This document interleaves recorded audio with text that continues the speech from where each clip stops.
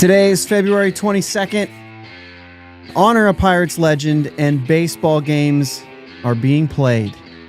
Let's talk all about it. Spring training has started. We got roster predictions. You're listening to the Bridge to Buctober podcast.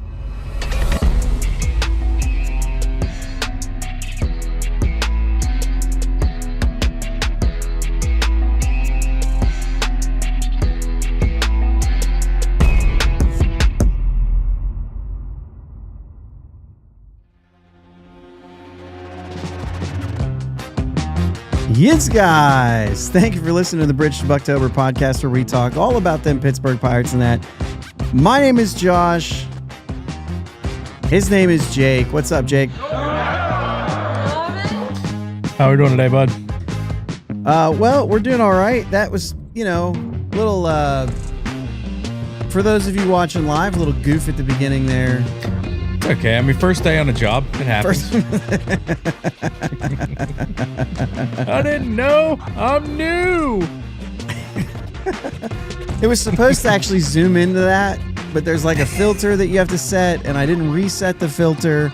And so, anyway, that's all there is to it. Listen, before we get started here, and I don't want to I don't want this to like bring moods down here, but I think it's important that we played the clip of the home run in the 1960 World Series. Obviously, Bill Mazeroski passed this week, I think Friday. But it was, obviously this is like one of the weird things, because I feel like younger fans like us who didn't get an opportunity to watch Maz play, who weren't alive for the 1960 World Series or any of his career, still feel like we know the player because he's been around for, a while, and we've watched these clips and we're, that World Series alone was so big.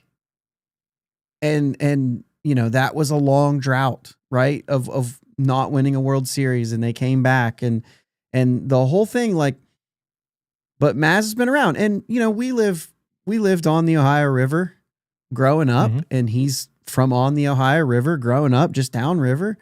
And so like we knew all that and all those things. So it just felt like this guy and this player. And I know that a lot of people, where was it here? Yeah, a lot of special programming, Doug Smith says, and Martin says one of the best moments I had in Bradenton was meeting Maz. And I just feel like, and apparently he's a great golfer. But the thing is, like, Maz was kind of the example that I feel like we're missing in ball players today. The humbleness is just not a character trait of very many players today. Yeah. And I really miss that. Like, he was just so, dude, this is, I'll say the word arguably just in case there's a fan out there who thinks something else, but I think around here and the people that listen to our show, this is the best defensive second baseman to ever play this game. MLB Network right now is showing the 1960 World Series, and right before we got on here, we got to we were talking about what's his name that got hit in the throat by the ground ball. Dick Groat. No, that was for the Yankees. Oh, and he had to come out of the game. Help me out, Yeah, chat. yeah. Start with a K, right?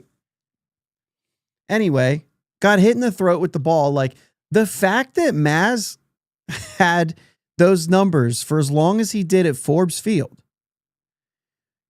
Forbes Field was awful. Yeah. I mean, like, we like the nostalgia of it and the look of it, looking back and watching the clips, but that infield was brutal. Like, they gave him a hit on that.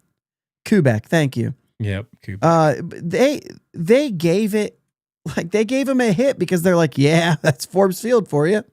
Like, it was hit right at him, and it smacked him in the throat because of a bad hop. And so, like, the thing is like, he was able to put up those types of numbers. Okay, so he's in the Hall of Fame. We know that. 10-time All-Star, 8-time Gold Glove, 6 times he led the league in double plays turned by a second baseman. Single season record of double plays turned by a second baseman, 161, Jake. Before they played 162 games. No, I think they were 162 games.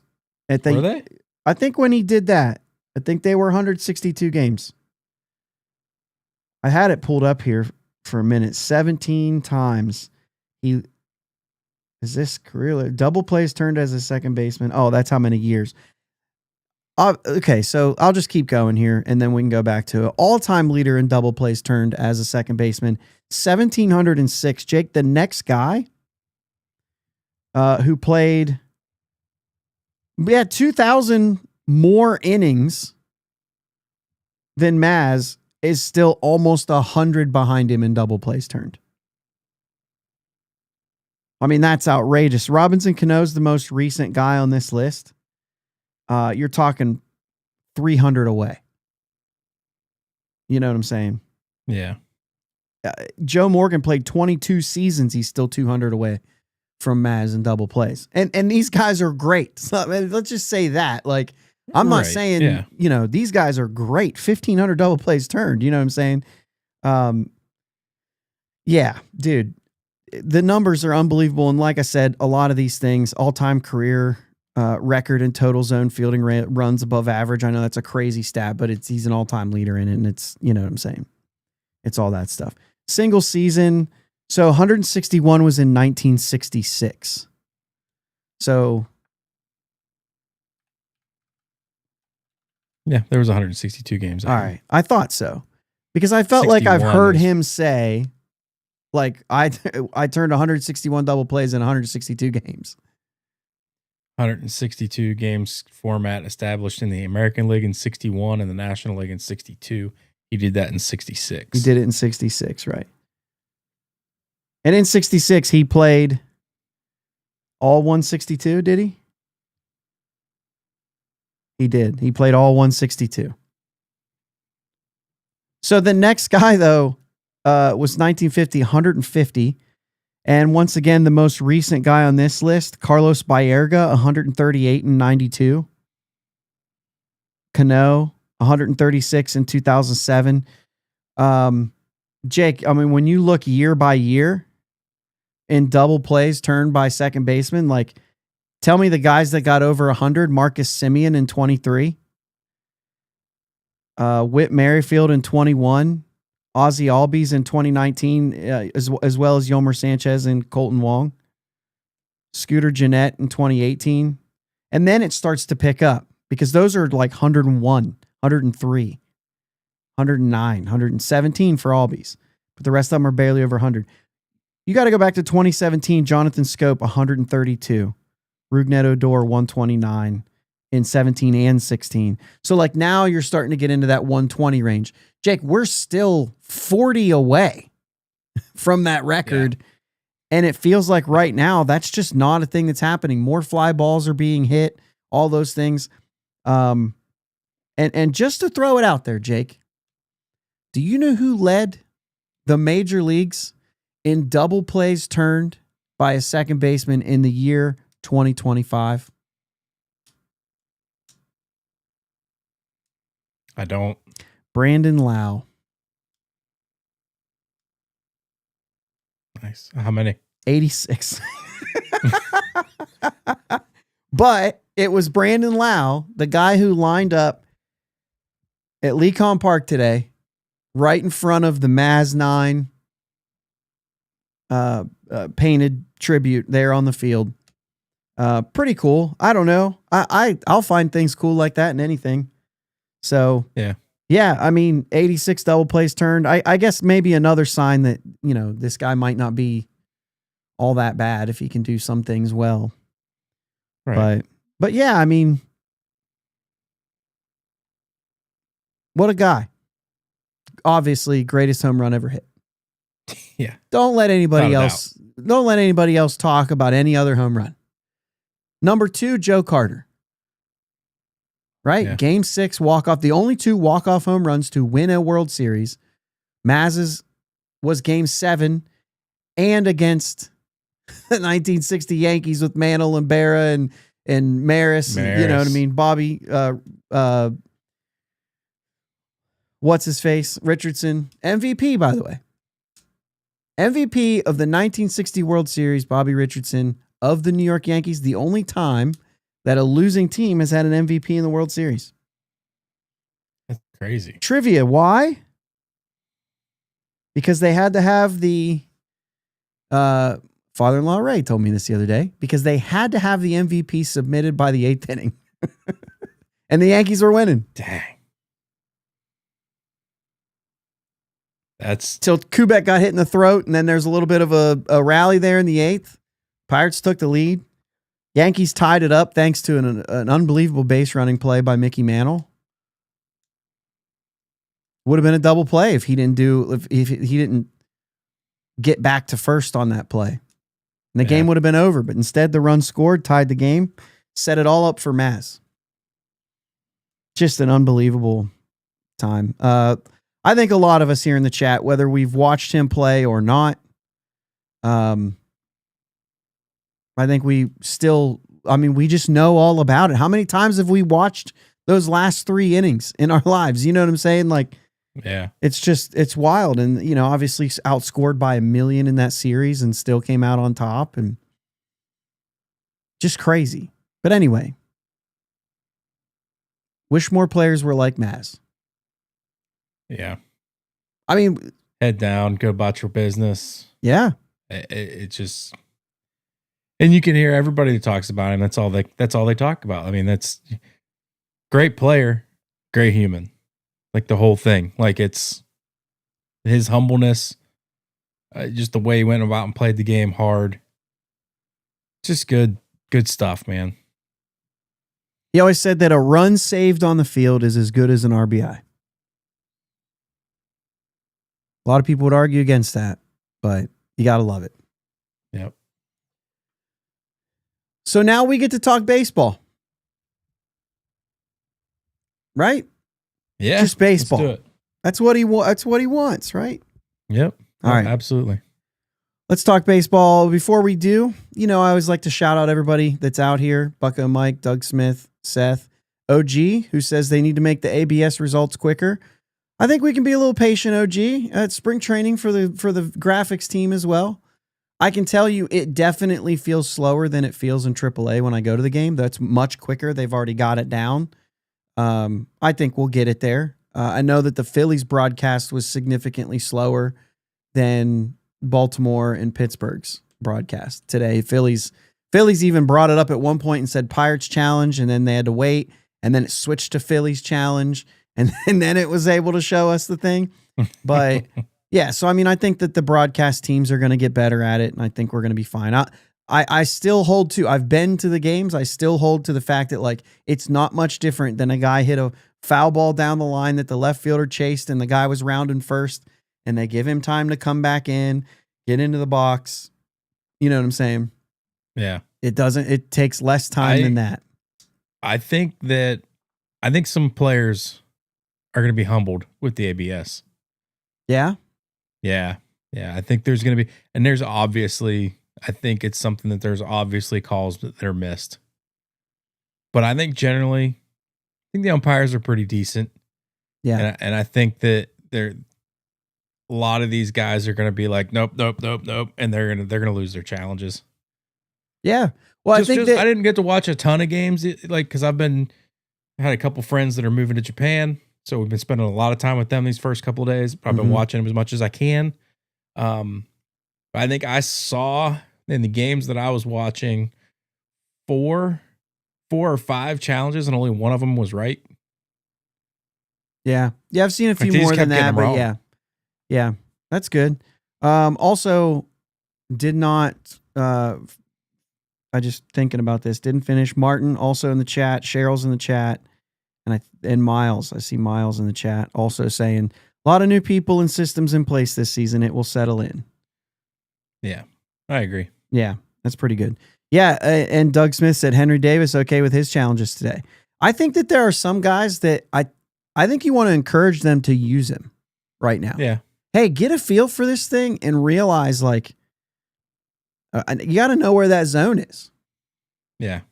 I think that they should probably give you a couple more challenge, like just be a little bit more loose with how many you get in the spring training, just to let some people get acclimated to it. Yeah, I see that. Maybe for the first few weeks.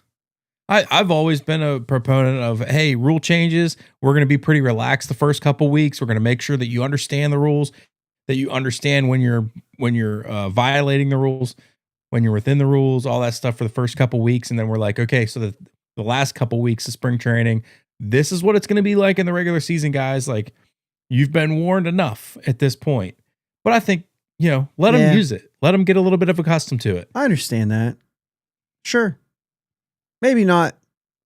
Yeah. So Cheryl says, I thought the ABS was quicker at Lecom than Baltimore's field yesterday. So I think they're going to continue to learn that. But as OG said there just shouldn't be that big of a gap between. I mean, the Phillies broadcast was the worst of the three because, like I said, at one point the graphic came up and said Pirates challenge. And I was like, did the Pirates challenge that? And then it was like, nope, Phillies challenge. And then it showed the graphic coming in. And so, yeah, like to OG's point, says it feels like the challenge is catching the booth off guard every time. Like, you just got to have a guy there. And maybe that'll be the case. Like, maybe at Lecom, somebody's multitasking up there. I can't imagine that's the case. But I know that's a small booth up there, right? I've heard. So, well, Lecom should be a little bit quicker at it because they did use it last year. They used the challenge system in Bradenton? In spring training. Oh, right. ABS was in spring training last year. Well, but the rest of these did too. No, not all of them. Oh, you're right. They were not in all Baltimore the parts. did not have all the stuff there for sure. Baltimore did not, and I don't know if the Phillies did or not. That's a good point. But yeah, not every park had it. Yeah. Dude, anyway, I don't know. I'm excited. I think they'll get it figured out. I think they'll get it ironed out. And you know what? It might be a little bit slow once they move up north too.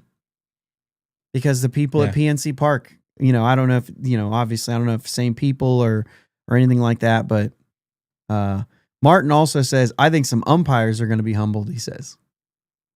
Could, because there's certainly some out there that might be.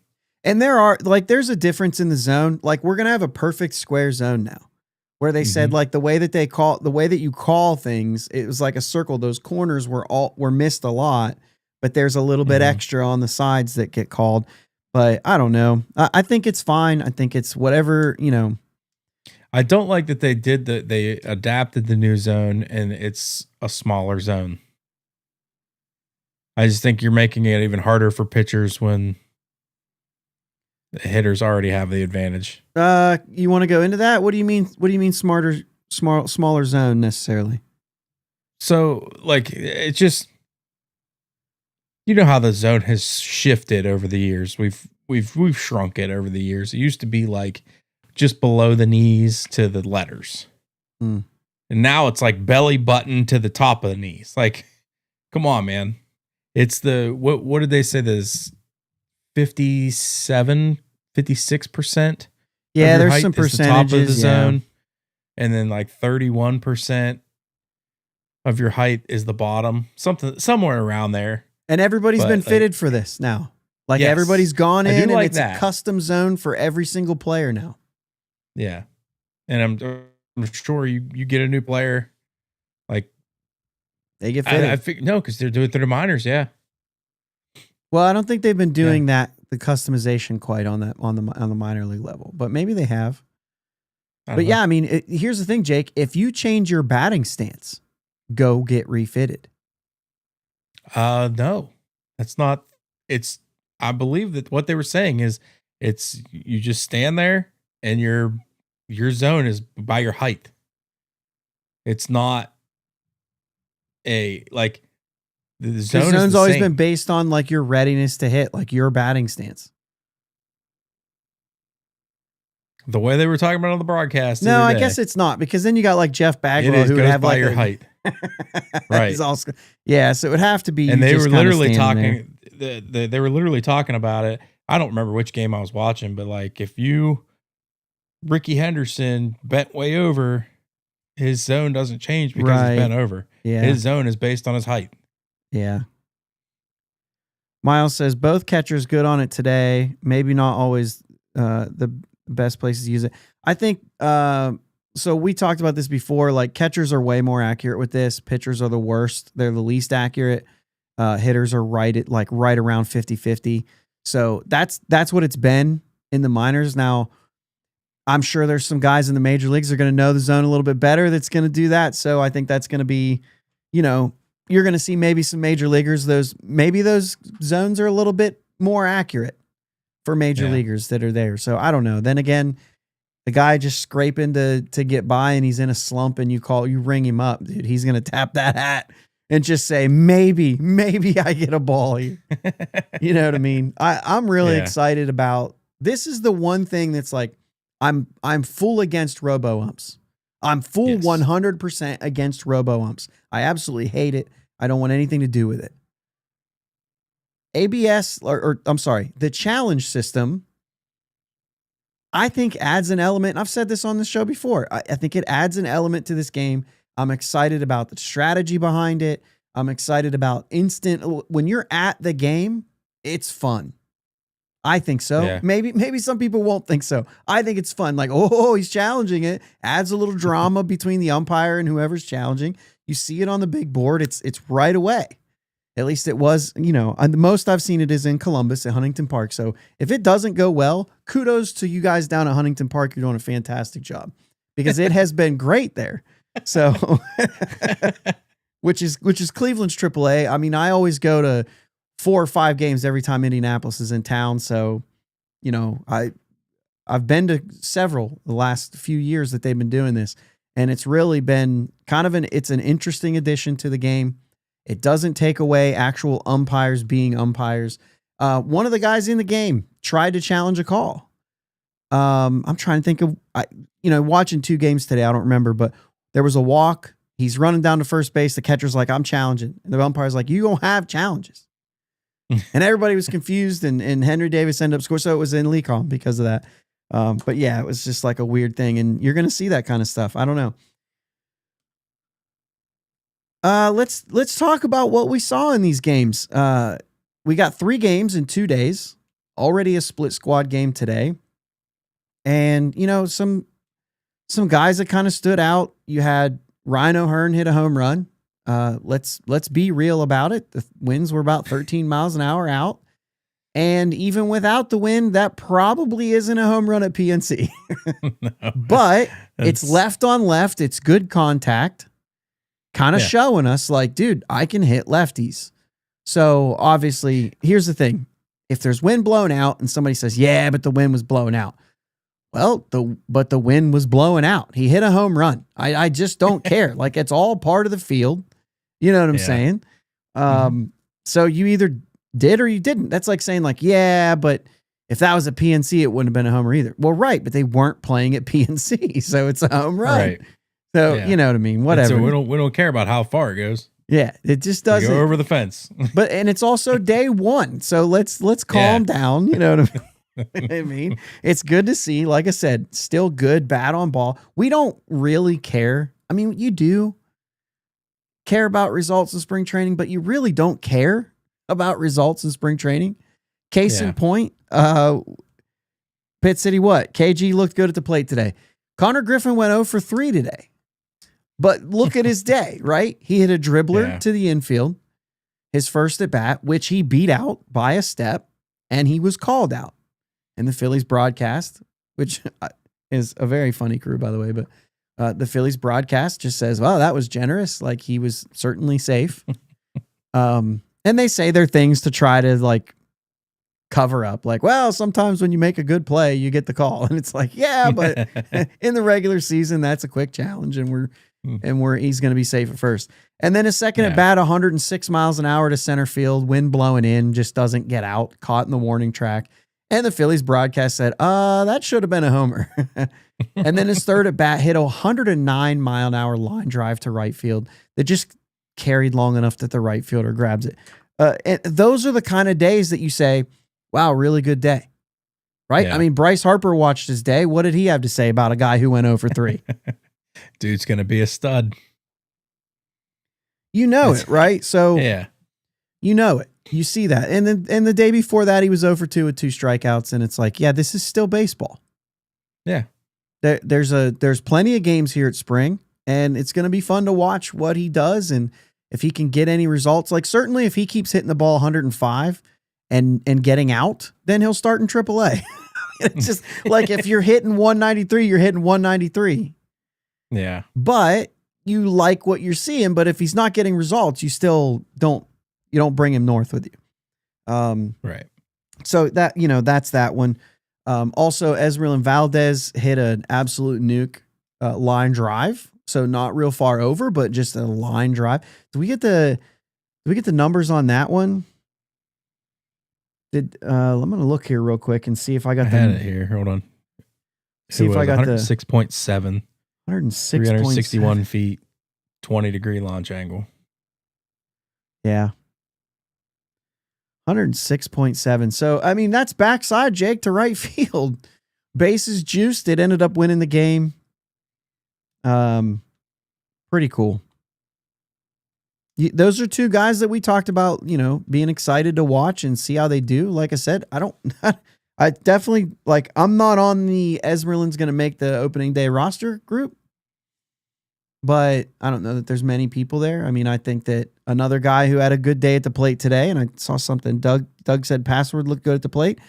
He's probably in front of Esmeralyn as far as, if somebody's going to get an opportunity at the big league club. I don't think either one of those guys, though, are breaking camp unless they're going to have clear path to playing time. Both of those guys are starter material, and I think you kind of base it off that. If, yeah. There are situations where looking at 2027, if there's a season that you could end up with those guys in right and left field. There are situations where you can see that right now. Obviously, O'Hearn is signed for next year. Horwitz is still here. So somebody kind of takes that DH role. So probably not both of them because you still got Reynolds, you still got O'Hearn, you still got, figuring that out. But there's a path that one or both of those guys somehow make it up for significant time in 2027. So I guess we'll just watch that play out. But I've liked a lot. I mean, we've talked about adventures in the outfield too. And dude, Password kind of just glides to the ball. Some basket catch type stuff where it was just nonchalant kind of. I mean, we know that his routes to balls are said to be really good. We saw a little bit of that. We'll see more. You just can't really come to any kind of conclusion after 3 games. Most of these guys haven't played 3 games. So, Yeah. And some of them, none of them have played 3. Who they hitting these balls off of too? We all know the quote, I forgot I'll be bagging groceries in a couple of weeks. And I know it's not that anymore, but who is it? I haven't paid that much attention to who they're facing. Are they working on something that's just not working and they took advantage of it? Yeah. I mean, it's still that part of it too. I mean, are you taking advantage of mistakes? Yes. Mistakes will happen at the big leagues too. Not as often. When they do come up, are you able to take advantage of them? That is something you look at as well. Yeah. But overall, good days at the plate. Good to see defense in the outfield that's just easy. Sure. Martin says, I think Horwitz might be the odd man out if Valdez or Password hit their way on the team during the season. Hey, let's pump the brakes on that a little bit. This was last year's best hitter on this team. Yeah. And he spent half the season recovering from wrist surgery. I'm out on this. You know what I mean? Not to, Horwitz is a key part of this team, I think. I think a lot of people see this guy as our leadoff. Me personally, I'd rather see Cruz lead off and Horwitz in the 6 hole, but Horwitz in the 6 hole is going to drive in a lot of runs with this lineup. Yeah, for sure. So, man, I just don't see that. There's a reason why O'Hearn came in is in the outfield right now. Because, they already got their first baseman. Yeah. Now, maybe you could say in 2027, Horwitz is really going to pick up his second base glove. But,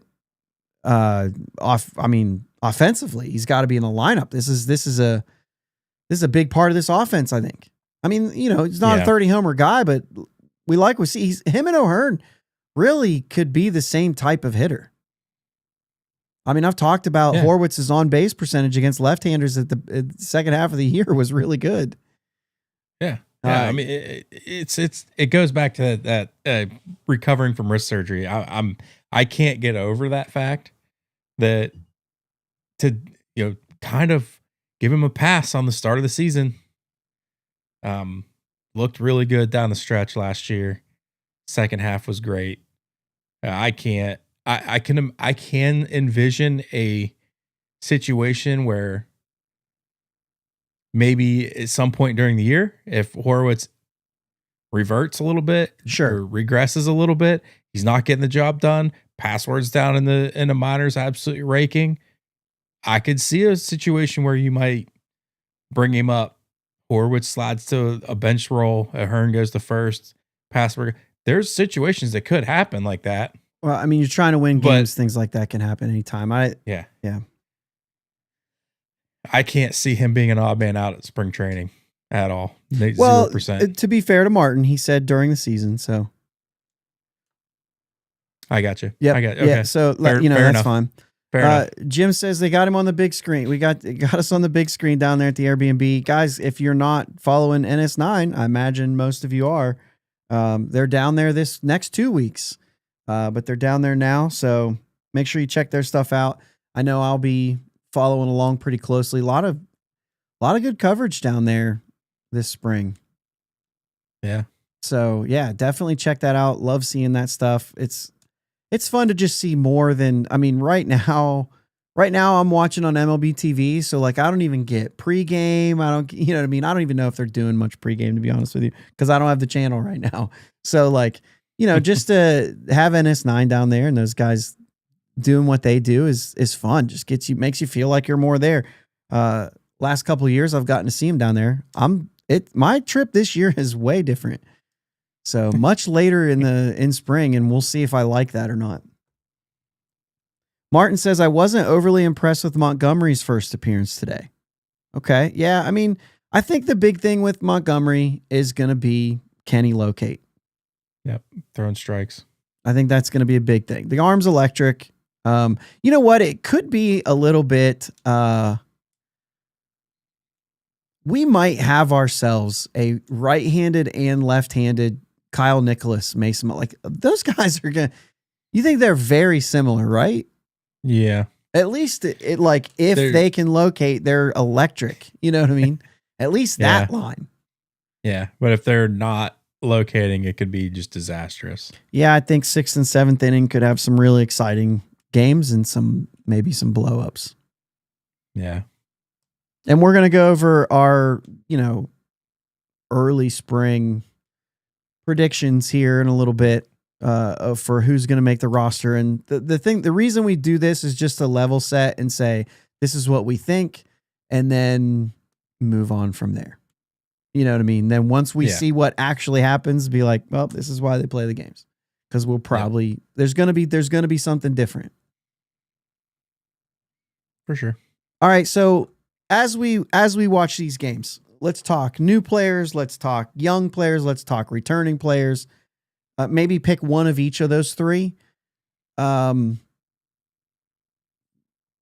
are you watching and who are you excited to see this spring? We've just talked about several guys. So who's on your radar right now? And you can go in whatever order you want. I'll let you start and pick one out. We'll start with the new player group. I'm actually going to bring this right back up. Honestly, kind of know what we're going to get out of Ryan Ahern. Okay. We kind of know what we're going to get out of Brandon Lau. Not real sure, but we kind of have a good idea of what we're going to get out of Mangum. He's going to be a backup fourth outfielder type guy. So cool. But I'm going to be honest. I'm watching Montgomery. Like this could be a really nice pickup. You kind of know what you're going to get out of Soto. Bring him up too. Another lefty out of the pen. Like a lot of those guys, you kind of know what you're getting. I'm excited to see somebody like Montgomery come in here and let's see what we can do with his talent. Because like you said, if he can locate, he'll be electric. and I'm excited to see what we can do with that and make it a strong piece of the bullpen. I was a little bit curious. You were going to say Urquidy. I'm interested. I know you are. I'm That's interested why I thought in you were going to bring him up. I'm not excited. I'm interested. You said excited. That's true. I did.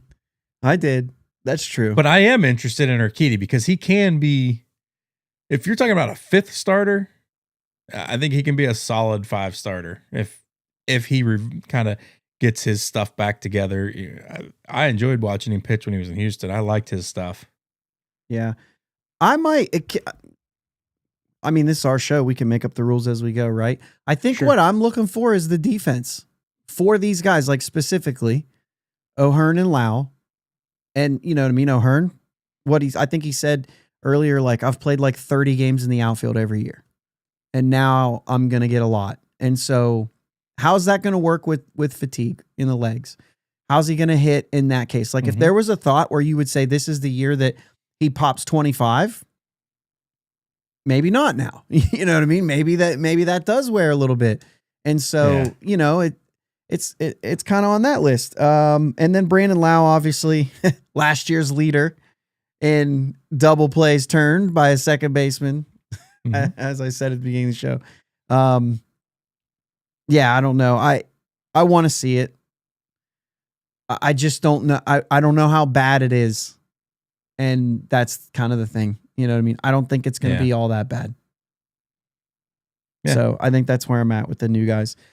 I'll go to young guys next. I think this is more the interesting thing. Obviously, Connor Griffin. But if we say outside of Connor Griffin, I think there's a long list of guys. Esmeralyn Valdez with the grand slam. I'd like to see more of that and see what he looks like, you know, game in and game out. Termar Johnson. Somebody just brought up Termar. Giga brought up, I'm interested in what Termar does. I want to see Termar a little bit more too. I mean, we got Lau for 1 year. I don't think Termar's a guy for this year, but I am definitely still interested in what I see there. After that, man, I don't know. I'd like to see Harrington look good again. I know he's not technically, like, he's kind of in the returning category, but not really. He didn't pitch all that much. Sure. But after a rough year last year, I'd like to see that. What do you got here? Returning, I guess there's a big one that I didn't even talk about. This is no new players. Me, this is the young players. Oh, young players. Okay, yeah. Young players. Okay, so it's a new / young. Yeah, I'm interested in Password. Yeah, I'm real interested to see how that plays out. I do think he's got the potential to hit his way onto this roster at some point this year. I just want him playing every day. So if he's not starting day one, he's in AAA for me. I want him to get everyday plate appearances. Yeah.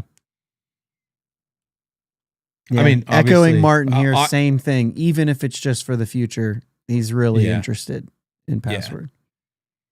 Yeah. And to overstate the obvious, Connor. It's just Connor. Yeah. Yeah, it's a big one, obviously. I'll go ahead and steal the returning players. Flores and Endy are intriguing right now, too. Go ahead. Endy Rodriguez is my returning guy. I mean, 100%. You shared that just a hair too, just a hair too early. You shared that because I'm all in. I could see, and I'll bring him up again later in the show when we're talking about some stuff. I'm really interested because you included. We've canceled him out pretty much. Oh, I mean, I've stay healthy. Like until you prove it to me again, I'm out. I'm not done with him. It's just you have to get me interested again. Yeah, you got to get me interested, and he's got me interested already. For me, day one homer just got you back. Day one homer is great, but dude, it's just his energy. It's so infectious.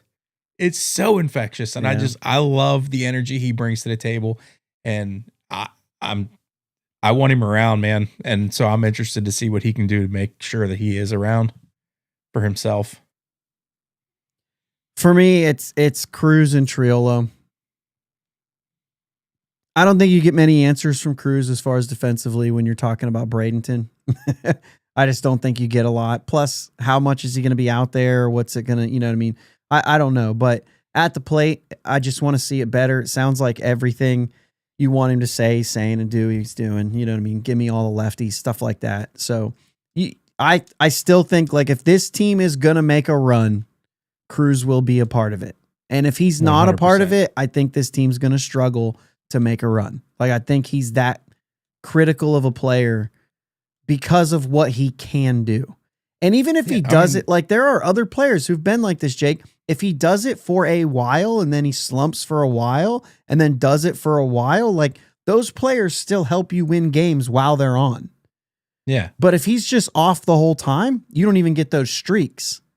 Right. You know what I'm saying? So this is the only guy on our team who has, I shouldn't say that. No. He's one of the only guys on the team that had 40 home run potential. Yeah. Yeah, you can't. Yeah. He was. It's interesting that you can't say that. Yeah. Because there are two guys on this team who are somewhere in that world other than him. And they've actually, one of them has done it and the other has been one home run shy of it. So, you know, I'm not calling for 40 homer seasons for anybody.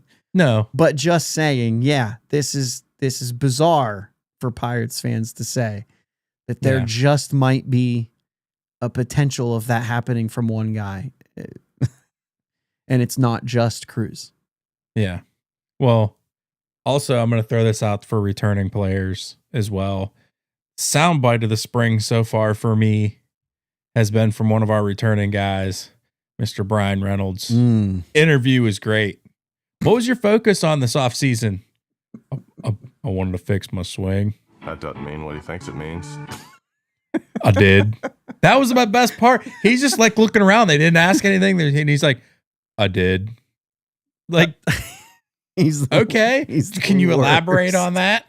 Dude, I'm all in. I love it. Maybe and then I need he to get that goes clip 3 of for 3. just I did. Yeah, for sure. Get it. Because it's so funny. I did. I did. There was another. What did you fix? Just trying to get my barrel into the zone so it's in longer. Yeah, I did. Like he doubled down on it. It was great. Yeah. All right. So before we get into our roster prediction, I want to play a little buy and sell with you. Okay. Okay. Ryan O'Hearn, back at it with the quotes. This guy's got quotes. We're going to be quoting him, and a lot of people are going to roll their eyes at the quotes, I think, sometimes. But his last one is, and this is paraphrased, I'm getting 23 Orioles vibes. He said, I know that team won 101 games, but the kind of same quiet confidence. Really fun for me to be a part of that. I'm very happy with where I ended up and excited to be a Pirate this year. So the back half of that, Jake, is the things you say. So we're not going to read into that. 23 Orioles vibes. The team won 101 games. Is that the things that you say, or are you buying into there's something going on early in spring that's not, there's always something going on early in spring. Right. Like there's always good vibes. You're back. You're playing.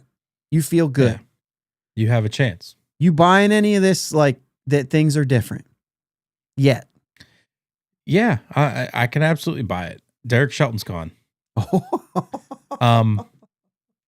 You got a rejuvenated staff. You got some young guys in there. I like I said, Andy was there last year, so I mean that energy was there. But you got some other guys in there with some energy. I mean vibes can absolutely. I'm not there, so I can't confirm or deny these. Sure. But I can definitely see where there could be vibe changes right now. And the 23 Orioles were a bunch of young guys. Yeah. And we have quite a few young guys around. What's up, Greg? So yeah, I can absolutely see it. Jim, Tyler, Cody, whoever's there. You buying this? How's the vibes? Do you feel things are good? I know that. Does it feel different? Yeah, does it feel different? Because you're excited to be there too. Mm-hmm. And I know that you guys are around. You're hearing some things. I don't know. Does it feel any different, or does it feel like normal? We're in warm weather and baseball started and it's spring training and we're always excited, which is those are all good things. Mm-hmm. Just curious. Hey, one more thing too, because it's been a topic of conversation a lot on this show, in our chat. Dodgers claim Jack Sawinski. So we made all this stuff saying they're going to DFA him. They've signed him to this deal because they think that nobody is going to pick him up for over $1 million. They'll be able to still bring him back to spring training. They'll be able to put him in AAA off the 40-man, pay him his money because nobody's going to pick that up. If there's one team that just don't care about $1 million, it's certainly the Los Angeles Dodgers. So good luck to Jack. You know we're fans of Jack. If you guys have been watching this show, we like Jack. But we also have thought that it's going to be a change of scenery. And listen, I don't know if he's ever going to get a chance there, but good luck to you, man. Yeah. I think I said it a year or so ago that I could see us DFAing him at some point and the Dodgers picking him up and he's going to hit 30 homers for him. Well, we'll see if the last part happens. The last part needs to come true. So far, you know. All right, Jim puts it in here. He said vibes definitely feel different with Shelton.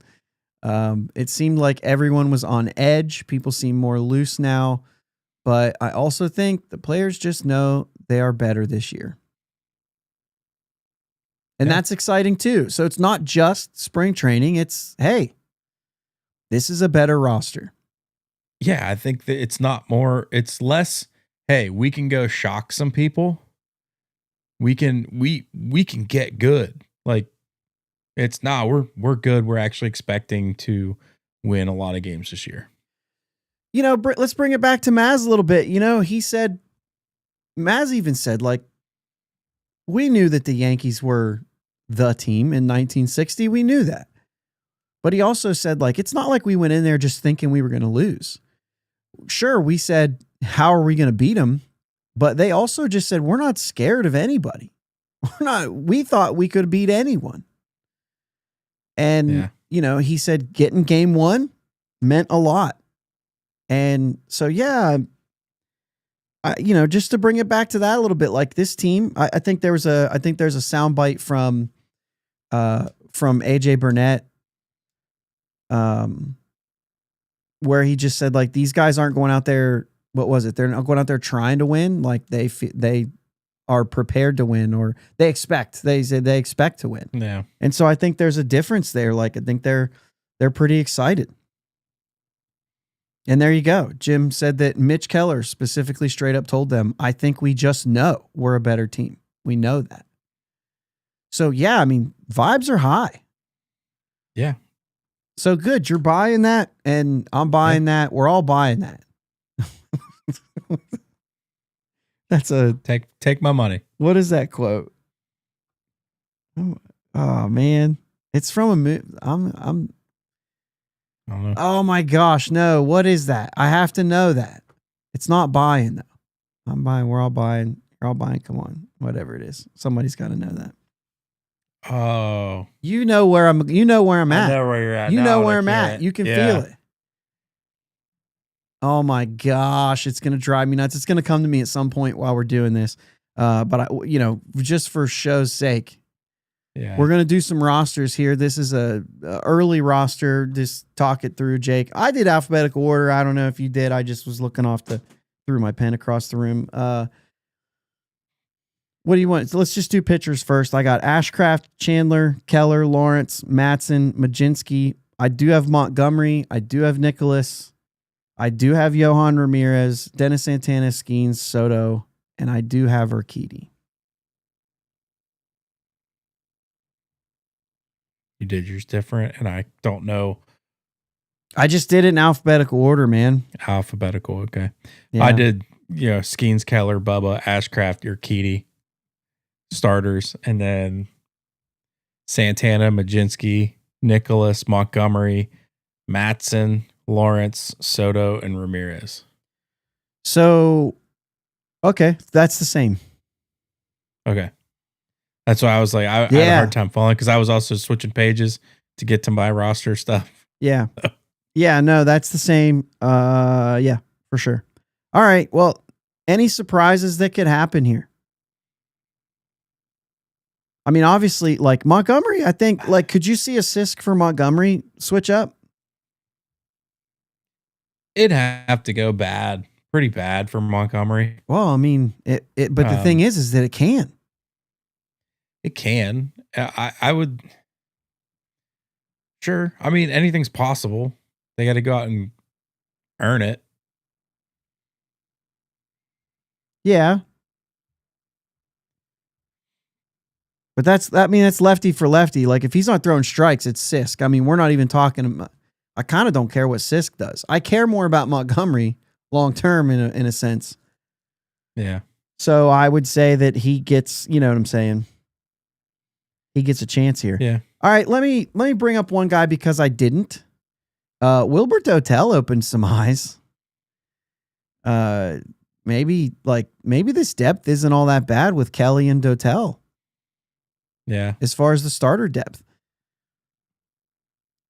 I think that actually makes me think Urquidy's maybe more plausible to be there because they could just have a quick hook on it if it doesn't go well.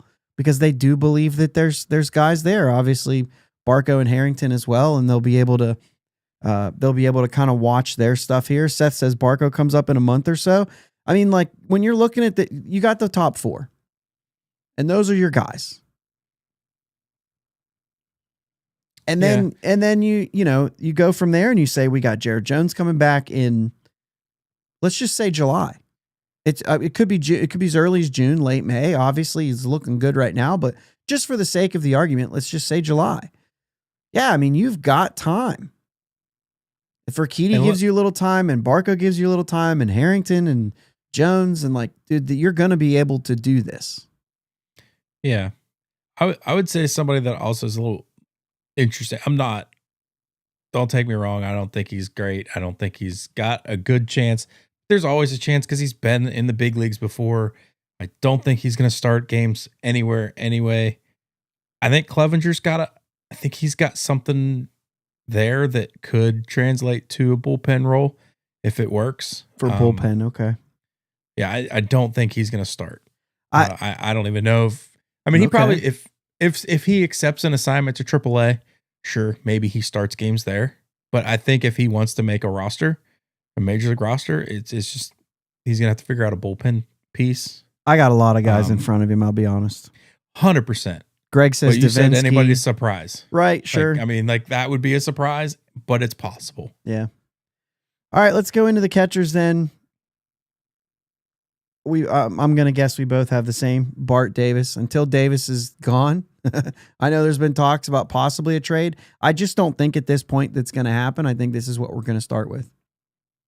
Yeah, I agree. But this is where I was going to talk about Endy again. And Go for it. Wouldn't mind shopping Bart around and seeing if we can get another good bullpen piece for this bullpen. Because I'll be honest, when I was looking at the bullpen and I was trying to pick out guys for the bullpen, I was Johan Ramirez at the end. And I'm like, don't feel great about it, even though I think his stuff is nasty. Yeah.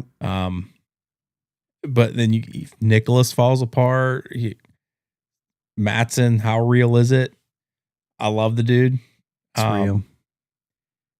But like, if you could go out and get somebody else, and I have nobody on the top of my mind. Sure. I got you. And Endy, I wouldn't be upset with an Endy and Henry.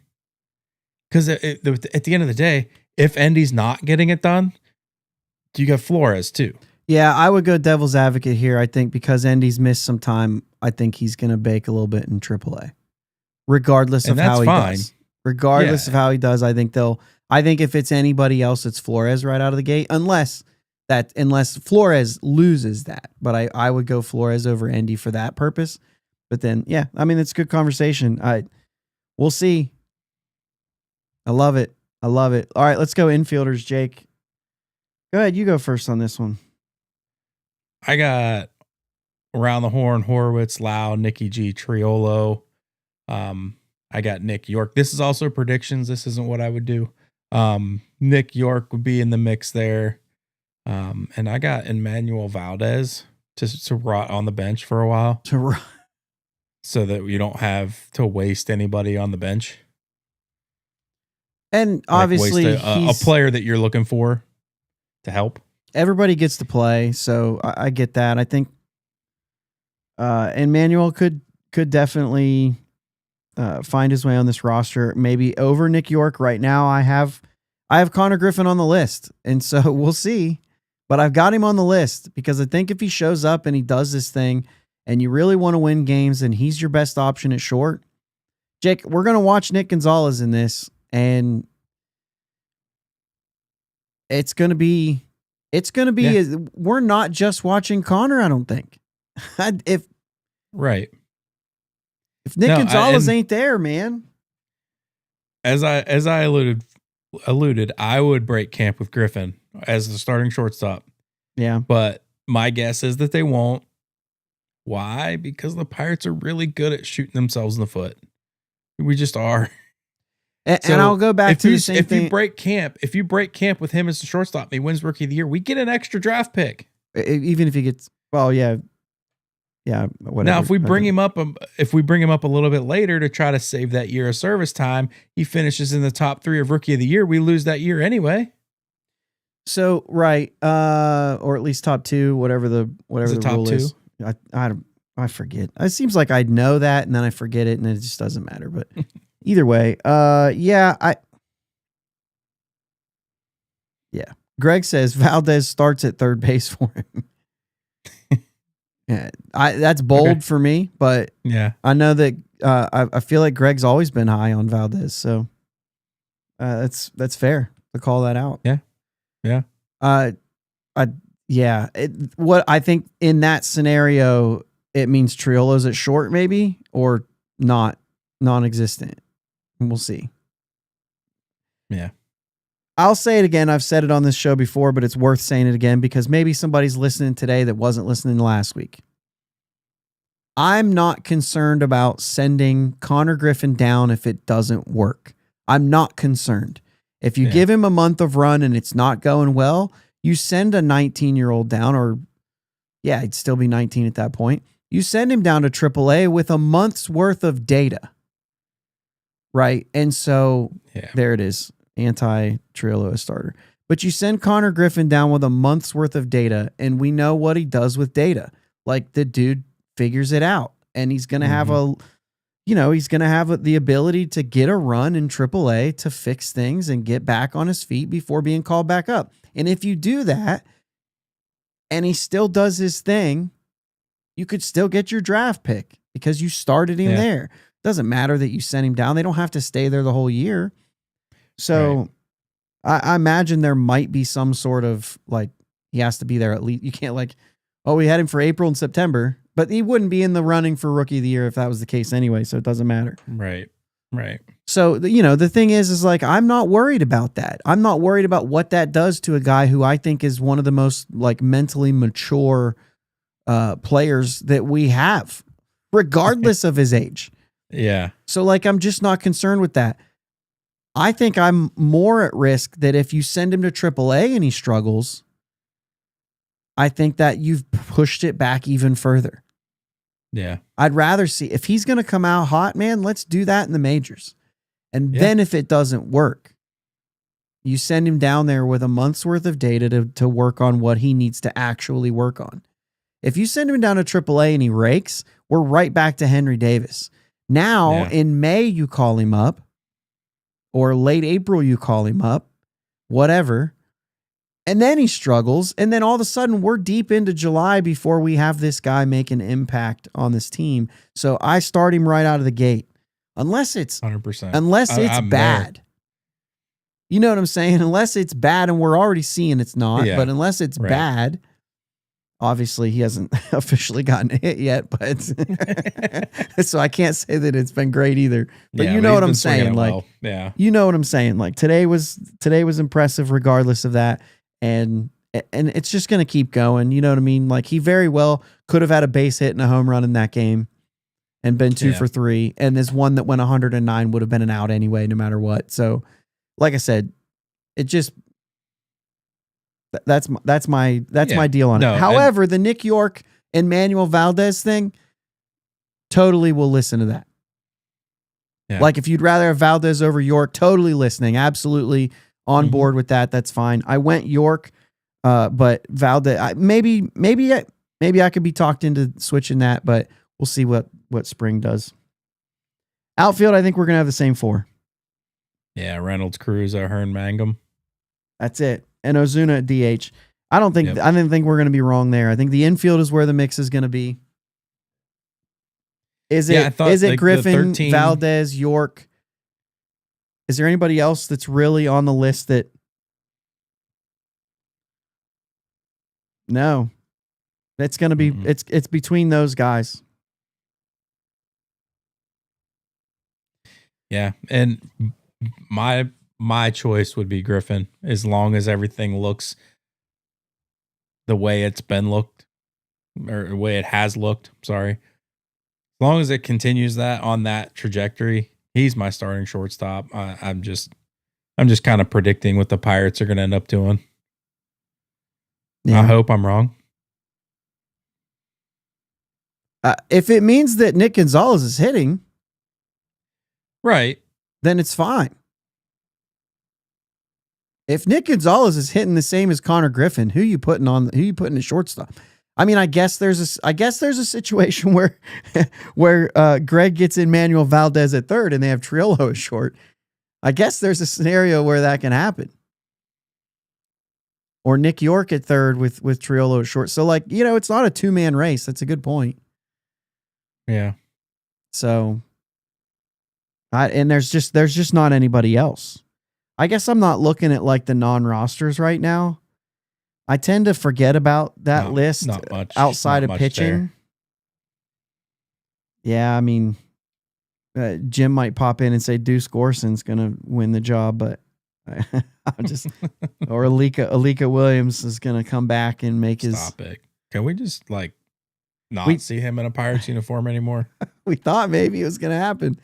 I don't mind having some depth of a good defender. It's fine. As Martin says, not many jobs open this year. I mean, which is different. It's different.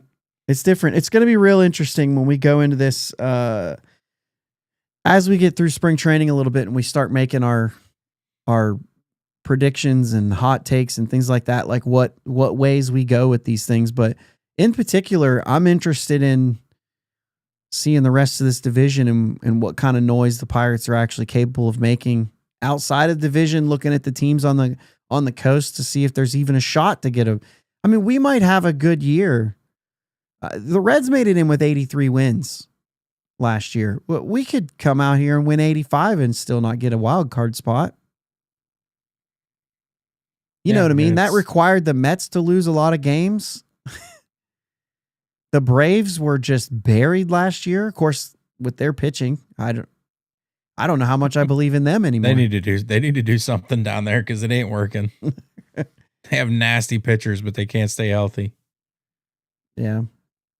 Speaking of healthy, I think Ozuna's hip does not look to be an issue. I think he looks pretty healthy this spring.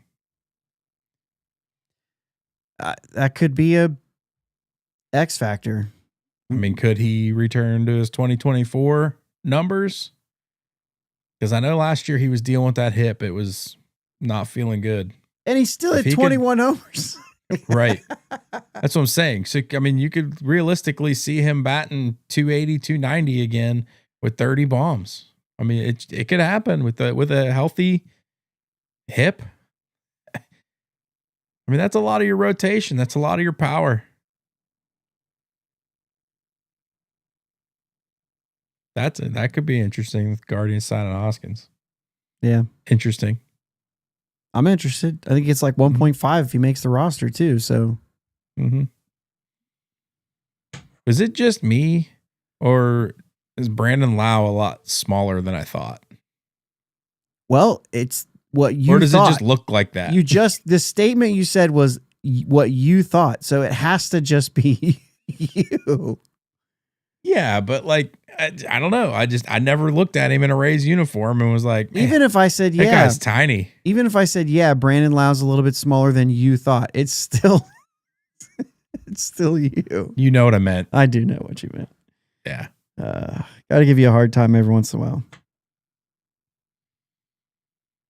Yeah, Miles, I did see that too. They just basically brought him into camp. No, no media leak, no nothing. They just, all the beat writers are like, Reese Hoskins is here. So I guess that's it. So there you go. Hey, as far as what we're doing now, we're staying on the weeks right now through spring training, at least what we know. We're still trying to figure out what our cadence is going to be this year. Having some conversations. Let me see. I'm looking at the thing. So we're back here next Sunday. The Sunday after that, we're in Houston, right? Yes. Yeah. The 8th. We're in Houston. We're still going to do a show. It'll be fun to see what that is and what we do there. Yeah. And then I'll be at, just hit my monitor there. I'll be at spring training, but we'll be back for the 15th. So still kind of rolling with the Sunday shows right here on YouTube. Always appreciate you guys being here live. Make this show, like you guys make this show what it is on Sunday nights. That's for sure. I appreciate the chat and everything you guys bring to the table. I mean, I think most people that just listen to this throughout the week are familiar with everybody in our chat. It's, the regulars that are here. So working on a few things, trying to get our schedules good. And, we're not pushing too soon to do a lot of extra stuff. So just throwing that out there. So there's a lot that's going to be covered by other people. So yeah, well, here's a suggestion. Go get someone who knows what they're doing. So, you know what I mean? It's just do something like that. Let's play some music, get out of here. Thanks again, guys. Martin dropping a bomb right at the 11th hour here.